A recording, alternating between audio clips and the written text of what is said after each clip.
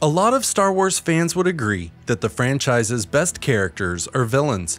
That would be a valid point because it's hard to find a bad guy that's more recognizable than Darth Vader, more vile than Darth Sidious, or more intimidating than Darth Maul. And it's easy to root for those villains because they have nothing holding them back. They're free to be as evil as they want, which only makes them better villains. However, there's a problem on the other side of the coin. While it should be easy to root for any franchise's heroes, the Jedi don't always live up to expectations. While Luke Skywalker did his best to be a good Jedi in the original trilogy, a lot of his prequel predecessors weren't quite worthy of imitation. Because of the Clone Wars, some Jedi became warlike, callous, and brutal, which was exactly what Palpatine wanted. The needs of their situation began to outweigh their belief in the Jedi Code. In one particular instance, a group of Jedi stooped so low that they resorted to torturing information out of a prisoner. Let's look at who was involved, what happened, and whether the torture was even remotely justifiable. Cad Bane looked up as his Jedi captors entered the detention cell. Mace Windu led the group, followed by Obi-Wan Kenobi, Anakin Skywalker, and Ahsoka Tano. Bane had dealt with many Jedi before, and it certainly wasn't the first time that he'd been interrogated. But something felt off. It didn't take a Force-sensitive person to recognize that something dark and ominous was brewing. He was starting to get a bad feeling about his situation when Anakin raised his hand in a commanding Force gesture. Then Obi-Wan and Master Windu followed suit, and suddenly he could feel his mind being ripped apart. His will was telling him to resist, while the Jedi were prompting his mind to surrender. He could feel his consciousness teetering on the edge of insanity. And it wasn't long before he had to give in and give up the information that the Jedi wanted. It was a harrowing experience for Bane and a dark turn for Windu and company. But before we pass judgment, let's get some background information.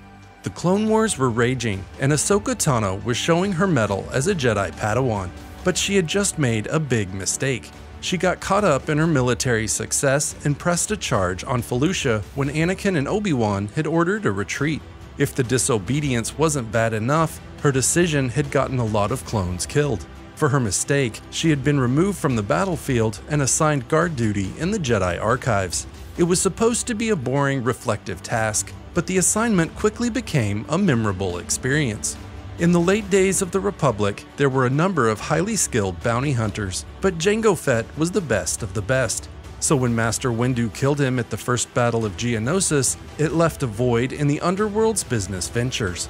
Aurra Sing and Bossk were two notorious hunters who stepped up their game, but it was Cad Bane who took over as the premier bounty hunter in the galaxy. He had been briefly trained by Jango Fett, and he was the one that everyone wanted to hire, even the infamous Darth Sidious. The Sith had hired Cad Bane to infiltrate the Jedi Temple and steal a Jedi holocron. And it just so happened that it was the same day that Ahsoka was placed on guard duty. She captured one of Bane's allies, but the bounty hunter was able to outsmart Obi-Wan and Anakin and get away with the holocron. It seemed like an odd thing to steal, until Ahsoka's captive ratted Bane out. She said that Bane was going after a Jedi named Bola Rapal. For security purposes, Rapal was responsible for keeping a special Kyber crystal away from the Jedi Temple. It stored a list of all the Force-sensitive Jedi in the galaxy, so it was something that the Jedi Order could not fathom losing, especially if it got into the hands of Darth Sidious. Unfortunately, Cad Bane found Bola Rapal before the Jedi could warn him. He took the Kyber crystal, but he needed the holocron open in order to read it.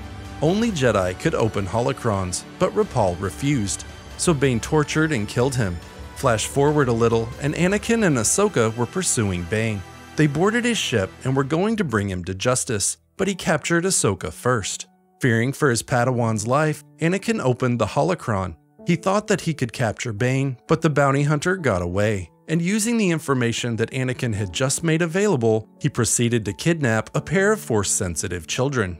While trying to kidnap a third child, Anakin and Ahsoka finally captured Bane and locked him in a detention cell. Master Windu and Obi-Wan joined them and tried to question the bounty hunter, but it was useless. The Jedi needed to find the holocron and the children that Bane had taken. The future and the reputation of the Jedi Order depended on it, so they started to brainstorm solutions. Anakin wanted to use the Force to make Bane talk, but Obi-Wan didn't think that would work. The Jedi mind trick was the first Force power shown in Star Wars, and it's super iconic, but it only worked on the weak-minded, so it wouldn't have any effect on someone like Cad Bane. However, Ahsoka wasn't taking no for an answer. She suggested that all 4 of the Jedi concentrate on Bane's mind at the same time. Having no other options, they agreed, and proceeded to compel information out of the bounty hunter. It was a painful struggle, and eventually, Bane had to give up the information, even if it would make his client Darth Sidious angry. So in the end, the Jedi got the information that they wanted, but extracting it was literally torturous for their captive, and as keepers of the peace, that's not the way that Jedi are supposed to act. Ahsoka, and maybe Anakin, might not have known exactly what would happen, but Master Windu and Obi-Wan definitely did. They knew that there was a chance that a joint mind trick could have easily destroyed Bane's mind, killing him or leaving him as a thoughtless figure with no mental capacity. All of this took place in the first 3 episodes of The Clone Wars Season 2. It was a pretty dramatic transition because Season 1 had almost completely shown the Jedi as the Republic's heroes. However, these 3 episodes showed how the war was beginning to have a negative effect on the Jedi. The thing is, Darth Sidious knew exactly what he was doing.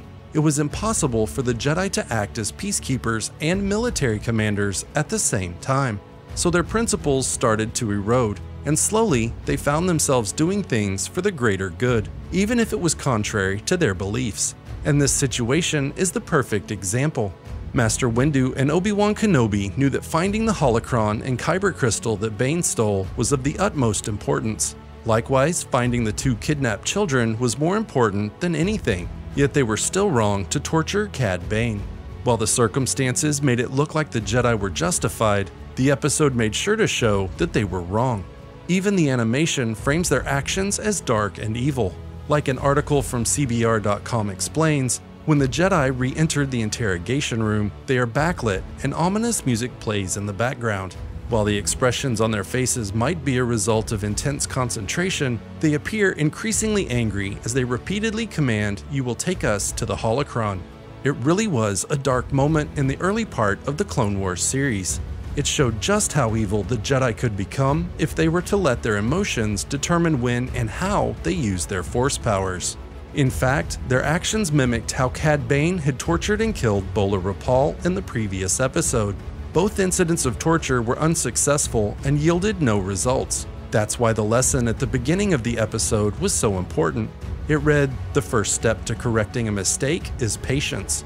The point was that even if the Jedi hadn't tortured Cad Bane, everything would have worked out because patient investigation was the Jedi way, not emotional, torturous solutions. But what do you think? Were the Jedi at all justified in torturing Cad Bane, or should they have maintained their principles and remained patient?